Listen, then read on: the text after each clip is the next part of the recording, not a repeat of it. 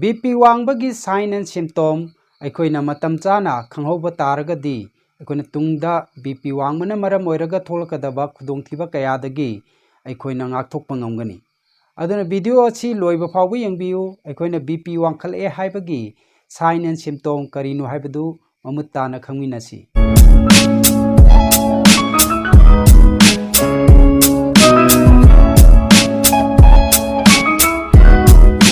Hi ma'am, I am Rameshwar Thokchom, nice and wise expert and medical nutritionist. Ngasigi topic sign and symptoms of BP. Haibadi BP wange haibagi maung matau amadi khudam sing ngasigi video asida aikoi mamutana nainaminasi. High BP gi sign and symptom gi matang da nainadringeda adomna aigi mamangi video singda pibirakpa comment sing ay amata chithadana pajai. Tasengna adomna comment pibirakpagidamakta adombu haningai leitana thagatpa phongdokchari adongi comment khudimaki ai reply pibadi ngamjade warobiganu aduna aigi matungi video da sungchoi soidana adongi wahang aigi paukhum marang marakta ai soidana semduna thagacharakani aduna video sing adu ngaiminasi haujig aikhoi khangminasi sign and symptoms of high BP haibadi koina blood pressure wang aba matungda aikoida kari kari phaurakpage haibadu mamutana nainaminase ahanbada aikoina BP wangkhalakpa taragadi aikoigi kok yamna chilakani maroina lukham swai sisu nungaiteba phaurakani aikoina lumba nungaiteba chikpana chingba adum phaurakani anisubada aikoina chest pain aga thabak che aikoina chikpa nabana chingbasu adum BP wangkhalakpa taragadi aikoina masi phaurakpa thengnai ahum subada aikoina dizziness haibadi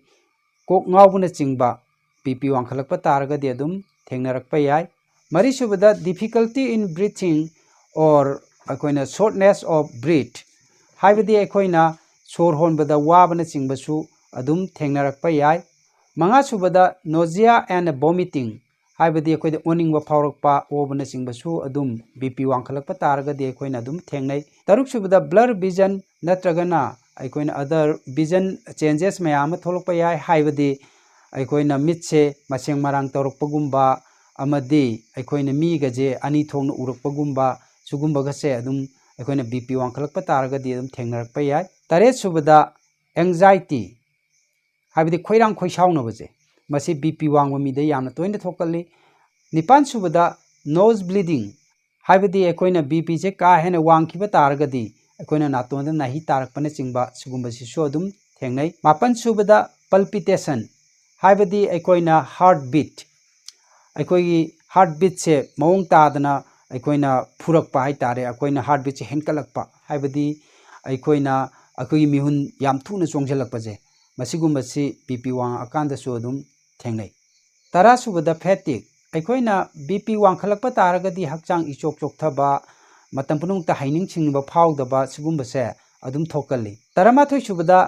light headedness natragana fainting haibadi aikoina gyan hape manglap tawraga aikoina tugadoi tawba sugumba se adum BP wangpa matamda adum yamna toina thengnaba adugumba symptom amani haibadi aikoina sum leptuna wari sanaringeda aikoina gyan mangboin tawraga hek tugadoina tawrakpagumba amadi aikoina phamambadagi puk hawgatpada kok ngauduna tugadoigi tawbase sugumba sisu BP wangpaga adum mari leinai hariba mathakta aina panjakhriba symptom sing asi aikoina BP wangkhalakpa mi singda yamna toina thokanba aduma sign and symptom singni tawbutabu aina mathakta haikhriba singche masi tawre haiduna su aikoina BP hekta oiragani haibasu mayamna khanbiganu haibadi aina mathakta pijakhriba symptom sing asi aikoina BP khatanatana atopa health condition kharada so adumak masi thoi aduna aikoina haiba symptom sing asi aingonda phawre haiduna ai BP wange na pakhatpasu tawbiganu maramdi mathakta pijakhriba symptom sing ase atopa health condition kharada su adumak thokpanina tawbutabu haiba symptom sing ase adomda lakpa taragadi adomna BP amuktang check tawphukpiba yamna kanagani maramdi aikoina BP asi khanghodana yamna wangkhiba taragadi khudongthiba kaya amasu tholokpana maram oiraga makhatana aina mayamda haijaningbadi mathakta aina pankhriba symptom sing asi aikoina BP loi khiba taragasu adumak haiba symptom sing che aikoina lakpa thengnai loinana akoina BP low oikiba taragadi sleepiness haibadi akoina ayung nungthinda pangui da uining ba phawba sigumba sisu koina yamna thengnai BP low oiba patient singda loinana akoina weakness yamna hakchang je sonjalakane ba akoina BP low oikiba taragadi aduna hairiba symptom sing asi adom da lakpa taragadi adongi BP check tokthokpiduna amutang adom BP wangbra natragana BP nemibra haibado khangtoknaba honabiyu haiduna haijage loinana adomna BP wangbu wangabasu nebu nemabasu akoina hidak hekta chasanbadi tawbiganu maramdi akoina hairiba BP wangbagi natraga nembagi problem asi akoina sakchai thak semduna yamna laina recover tawba ngami haibasi ngasigi video asida ai mayamda haijage loinana loisalakpasida aina mayamda haijaningbadi adomna BP wangbagi hidak hanadagi chaduna leiba taragadi adom sungsoi soidana BP toina check tawbiyu maramdi BP wangba patient singna matam sangna BP control tawnabani haiduna hidak charakpana maram oirakanda agi BP asi matam chana check tahogdabana maram oirakanda khangan hantakiba adu khanghodabana maram oirakanda maonda hypo chatuna ma stroke tawba yai shock tawba yai hairiba khudong thiba ching asi nanglakpa yai aduna adom regular oina BP check tawbagi hainabi ama thambiyu